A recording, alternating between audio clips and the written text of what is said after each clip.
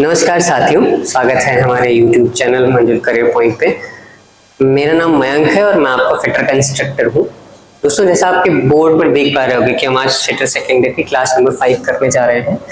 और ये जो क्लास नंबर 5 है, इसमें हम लगभग 20 MCQ सॉल्व करेंगे और आशा करते हैं कि आप इन सारे MCQs को देखेंगे और पढ़ेंगे, क्योंकि ये सारे MCQs exam point of view से बहुत ही जरूरी है। ठीक है, तो दोस्तों देर न करते हुए चलिए हम अपनी क्लास की तरफ आगे बढ़ते हैं। चलिए फर्स्ट क्वेश्चन की तरफ आगे बढ़ते हैं। क्या कह रहा है क्वेश्चन नंबर 1? पहला क्वेश्चन क्या कह रहा है? What is the name of the part marked x shown in the figure? चित्र में दिखाए गए एक्स से चिन्हित भागों का नाम क्या है ना? चाइमोस, leather, leather pad, protector slip और स्लिप स्टील शीट। तुमको बताऊं, ये दोनों चीज जो है, इसमें ये जो चीज है इनका नाम है स्लिप गेज। तो मतलब ये क्या है? दो ऐसे स्लिप गेज जिनके ऊपर कोई प्रोटेक्टर शीट लगाई गई है। देख रहे, दो स्लिप गेज हैं, उनके ऊपर कोई प्रोटेक्टर शीट लगाई गई है।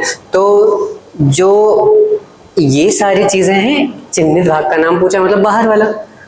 ये जो स्लिप गेजेस है, इनको प्रोटेक्ट करने का काम कर रहा है, जिसके लिए बाहर की तरफ हमने ऑलरेडी एक मेटल की शीट लगाई, इसे हम प्रोटेक्टर शीट बोलते हैं। आई होप आप लोगों को समझ में आ गया होगा। क्वेश्चन नंबर 3 करेक्ट है। चलिए अगले क्वेश्चन की तरफ आगे बढ़ते हैं। हमारा क्वेश्चन क्या कह रहा है जानने की कोशिश करते हैं। What is the use of grade 00 accuracy slip gauge? दोस्तों, जैसे हमने लास्ट क्लास में भी स्लिप गेज के बारे में काफी चर्चा करी थी, उनके ग्रेड्स के बारे में भी चर्चा करी थी मैंने मैंने वो स्क्रीनशॉट वापस से लगाया है, जिसमें हम आपको ग्रेड के बारे में बता सकें। ठीक, मैंने बताया था कि ग्रेड 00 जो होता है, उच्च सटीकता, हाईएस्ट एक्यूरेसी के लिए यूज किया जाता है। अगला मैंने बताया था, अगर फिलहाल तो जो हाईएस्ट एक्यूरेसी इसका मतलब भी प्रयोगशाला और मानकों में संदर्भ में किया जाता है। चलिए अगले जो पॉइंट है उसमें ग्रेड 0, अगर ग्रेड 00 है तो उच्च सटीकता, अगर ग्रेड सिर्फ 0 है तो अत्यधिक सटीकता निरीक्षण के लिए, वेरी एक्यूरेट इंस्पेक्शन के लिए यूज करी जाती है। ग्रेड 1 टूल रूम के उपयोग में, टूल रूम में जो काम होते हैं उन पे उस समय हम क्या करते हैं, इन स्लिप गेजेस का यूज करते हैं। ग्रेड 2 वर्कशॉप की बात करता है, जहां वर्कशॉप होती है, वर्कशॉप में हम ग्रेड 2 के स्लिप गेजेस का यूज करते हैं। ठीक है, चलिए क्वेश्चन की तरफ आगे बढ़ते हैं। क्वेश्चन क्या कह रहा था? क्वेश्चन कह रहा है 00 सटीकता वाले स्लिप गेज का क्या उपयोग? क्या उपयोग है? इंस्पेक्शन के लिए? नहीं, इंस्पेक्शन के लिए यूज नहीं था। टूल रूम एप्लीकेशन के लिए? नहीं, मुझे नहीं लगता है। जनरल वर्कशॉप के लिए? नहीं। तो क्या कैलिब्रेशन ग्रेड है? ध्यान से देखिए क्या कह रहा है वो, क्या बोला उसने? 00 किसके लिए यूज? उच्च सटीकता, हाईएस्ट एक्यूरेसी। ठीक है, तो उच्च सटीकता वाला ऑप्शन था कोई? देख रहे, इंस्पेक्शन ग्रेड निरीक्षण के लिए, tool room application tool room के अनुप्रयोग के लिए, जनरल वर्कशॉप जनरल के लिए, और कैलिब्रेशन ग्रेड है ना। जरा चेक करके बताइए कौन सा ऑप्शन करेक्ट हो सकता है।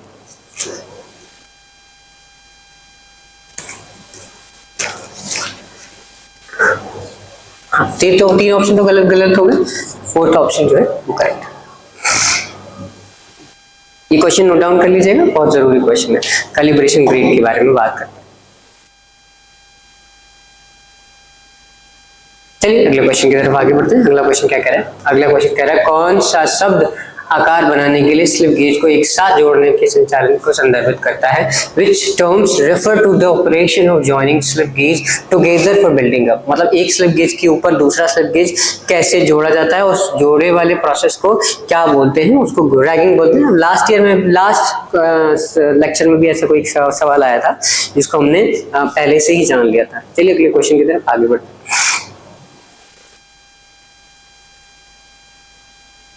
इसमें लिखा है, What is the advantage of using a pair of special jaw slip gauge holder? Slip gauge holder में विशेष जबड़ों की एक जोड़ी का उपयोग करने का क्या लाभ है? और 4 ऑप्शन दे रखे हैं। 4 ऑप्शन जो दे रखे हैं उनमें से क्या कह रहा है? To measure external internal dimension, बाहरी इंटरनल एंड एक्सटर्नल डायमेंशन, बाहरी और आंतरिक आयामों के माप के लिए। टू मेजर द हाइट नापने के लिए। अगला ऑप्शन दे रखा है टू मेजर द स्टेप मापने के लिए। To measure the angular dimension, कोई आयाम को मापने के लिए। तो दोस्तों इसका ऑप्शन करेक्ट होता है, इसको बाहरी और आंतरिक डायमेंशन नापने के लिए यूज किया जाता है। अगला क्वेश्चन क्या कह रहा है, what is the name of the application of slip gauge shown in the figure. भाई ये जो स्लिप गेजेस लगा रखे हैं इनका क्या एप्लीकेशन है, भाई इनका क्या है, वृत्त खींचना नहीं है, कैसे वृत्त खींचेंगे। अगला ऑप्शन है ऊंचाई की जांच करना, लेकिन लगाए तो वो ऐसे गए हॉरिजॉन्टल सरफेस में, तो ऊंचाई कैसे, ऊंचाई में तो ऐसे लगाना चाहिए जिससे ऊंचाई की नाप। तो थर्ड ऑप्शन, सेकंड ऑप्शन भी गलत नजर आता है, छिद्रों के केंद्र के बीच की दूरी, ठीक है।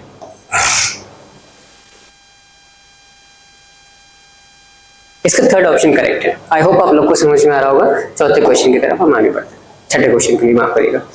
अगला क्वेश्चन क्या कह रहा है, what is the purpose of drill hole in sine bar. Sine bar में ड्रिल्ड होल का क्या उद्देश्य है, भाई इस तरीके का कोई साइन बार होता है, नीचे ऐसे दो वो लगे होते हैं सर्कुलर वो सिस्टम, उसके बाद यहाँ पर बहुत सारे छेद करे होते हैं।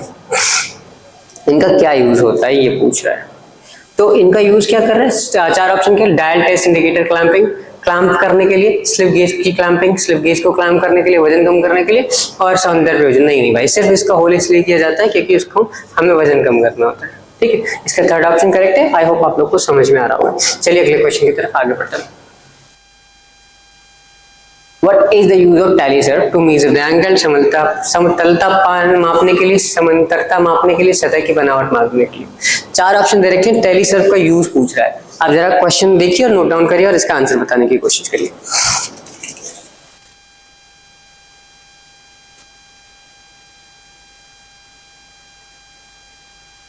ठीक, आई होप आपने क्वेश्चन लिख लिया होगा।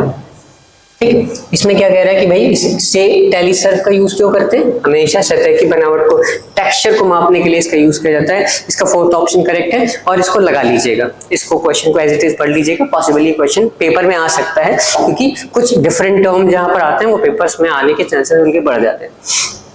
Which is called super finishing process। किसे super finishing process कहते हैं, टर्निंग, मिलिंग, ग्राइंडिंग, होनिंग। मैं आपको सच बात बताता हूँ, अगर कभी भी सुपर फिनिशिंग की बात करें तो हमेशा हॉर्निंग की ही बात करी जाएगी, क्योंकि वो सर्कुलर प्लेट पे इतना बढ़िया सरफेस, मतलब बहुत हल्के हल्के मटेरियल हटाकर सरफेस को बहुत ज्यादा शाइनी और फिनिश बना देता है हॉर्निंग के लिए। इसके लिए हम हॉर्न्स डिवाइस टूल का भी यूज करते हैं। चलिए अगले क्वेश्चन की तरफ आगे बढ़ते हैं। अगला क्वेश्चन क्या कह रहा है, what is the name of the operation that corrects the profile of cylinder surface and remove taper। चार ऑप्शन दे रखे, boning, horning, grinding and reaming. ठीक, जरा देखिए, चेक करिए और क्वेश्चन को नोट डाउन कर लीजिए। नोट डाउन करके बताइए क्या है इसका आंसर सही हो सकता है।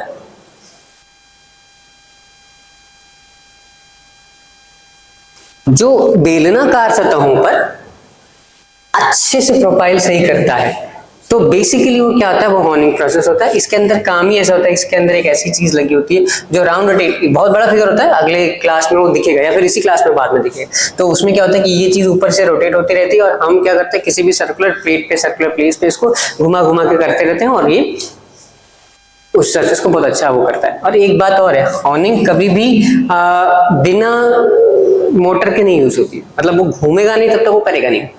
ठीक, आई होप आप लोग को समझ में आ रहा होगा। अगले क्वेश्चन की तरफ आगे बढ़ते हैं। ये देखिए, what is the name of the part marked x shown in the figure. चित्र में दिखाया गया चिन्हित भाग का नाम क्या है, स्टोन, कोई स्टील नहीं, ब्रॉन्ज गाइड, कांच गाइड, यूनिवर्सल जॉइंट है, विस्तारशील निकाय है। ठीक है, इस क्वेश्चन को नोट डाउन कर लीजिए, ये क्वेश्चन का आंसर हम बताते हैं आपको।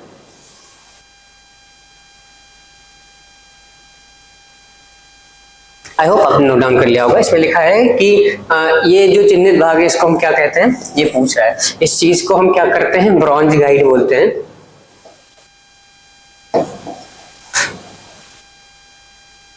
इसको हम ब्रॉन्ज गाइड बोलते हैं, ठीक है,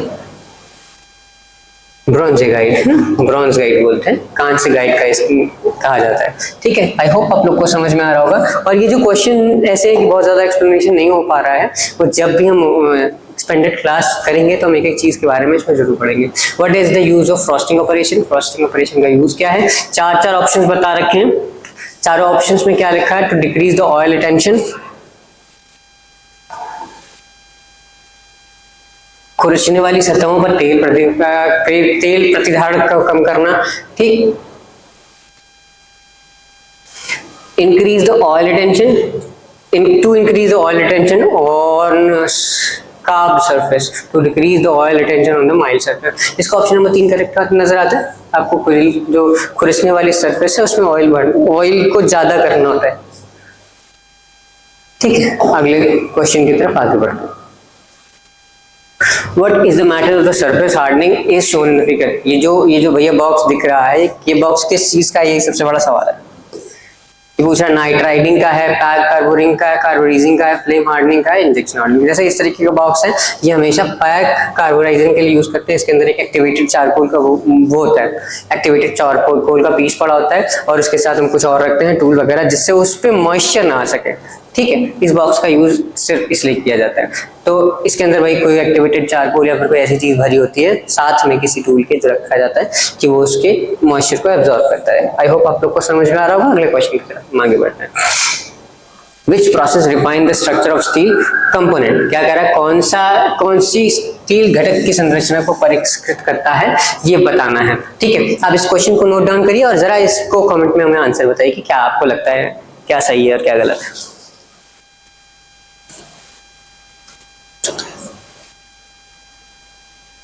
आई होप आप लोग को समझ में आ गया होगा।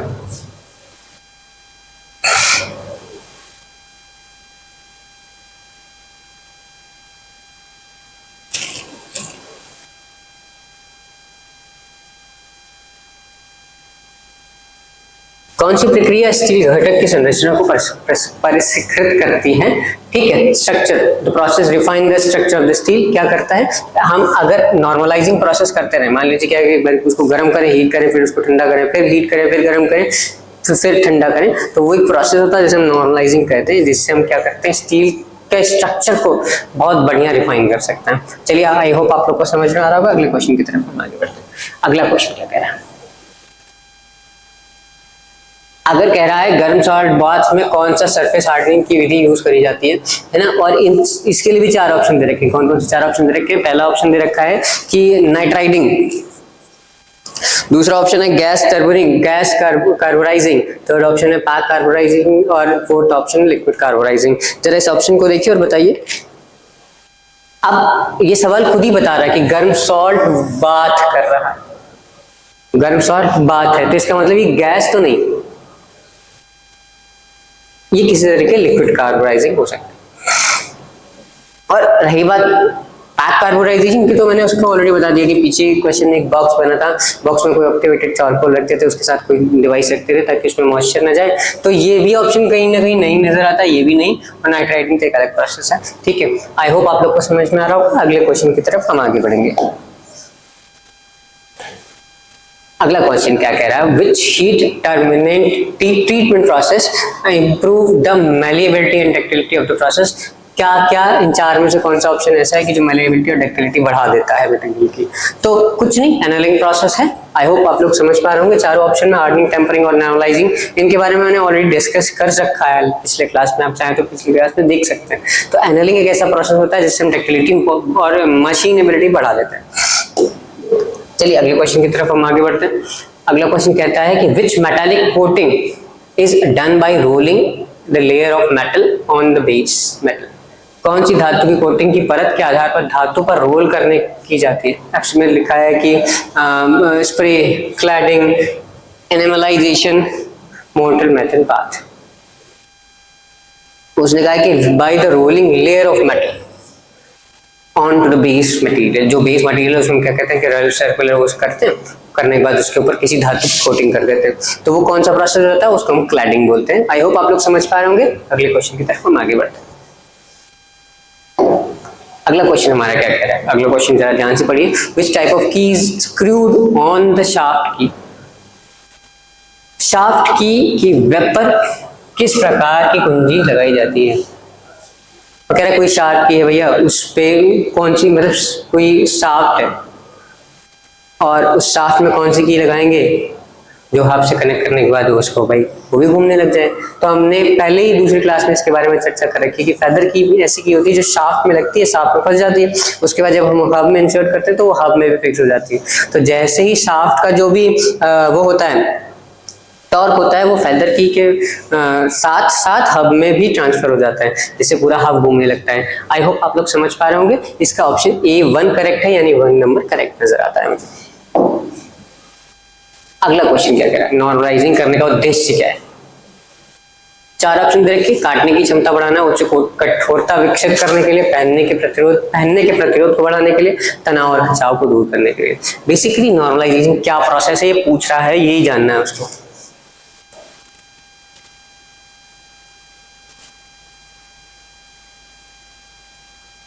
चलिए मैं ही बता देता हूँ। इसका ऑप्शन नंबर 4 करेक्ट नजर आता है। तो स्ट्रेस स्ट्रेन को दूर करने के लिए, बाकी सारे प्रतिरोध बढ़ाने के लिए हम क्या नाम क्यों हम प्रतिरोध बढ़ाने के लिए करेंगे, हार्डनेस डेवलप करने के लिए नहीं किया जाता, वो दूसरे तरीके का प्रोसेस होता है। एडिंग कटिंग एबिलिटी, कटिंग की एबिलिटी उसके अंदर कैसे बढ़ा सकते हैं।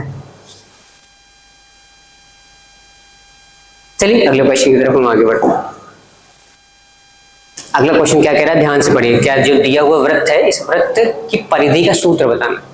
4 ऑप्शन दे रखे, pi r square, pi d की power 4, pi d square by 4, 2 pi r और पाई आर।